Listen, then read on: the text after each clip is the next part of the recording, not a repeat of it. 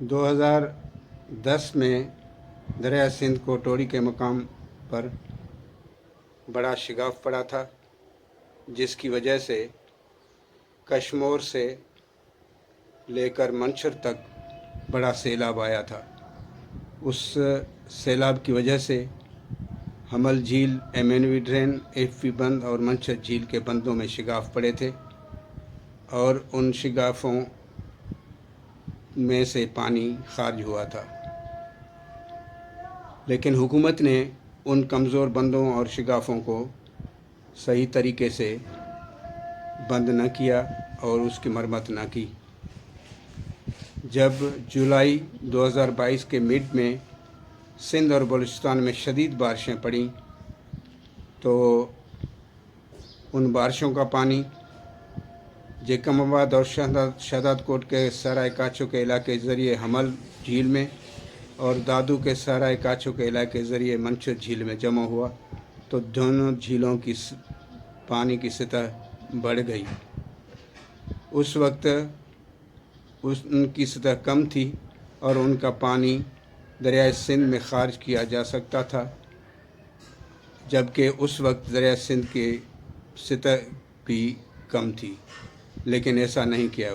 گیا۔ اسی دوران محکمہ موسمیات نے پیشن گوئی کی کہ سندھ کے ساتھ بلوچستان میں شدید موسلادھار بارشیں پڑ سکتی ہیں، تو حکومت نے اس سلسلے میں بھی تحرک نہ لیا اور بندوں کو مضبوط نہ کیا۔ تو نتیجہ یہ نکلا کہ بلوچستان کے بارشوں کے شدید ریلے حمل جھیل اور منچر جھیل میں جمع ہونے لگے،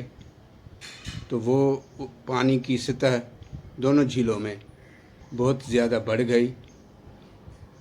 حمل جھیل کا پانی MNV ڈرین کے ذریعے منچر جھیل میں اور منچر جھیل سے دریائے سندھ میں خارج کرنے کی کوشش کی گئی، لیکن پانی کا دباؤ زیادہ تھا، اس وجہ سے وہ خارج نہ ہو سکا، تو حمل جھیل، FV بند اور MNV ڈرین اور منچر کو شگاف لگائے گئے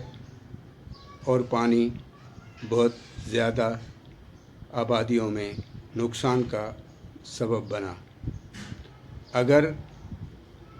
بر وقت حکمت عملی اختیار کی جاتی اور پانی خارج کیا جاتا تو میرے خیال میں جیکم آباد، شہزاد کوٹ سے لے کر دادو، سیون اور منچر تک یہ نوبت نہ آتی اور یہ پورا علاقہ نہ ڈوبتا۔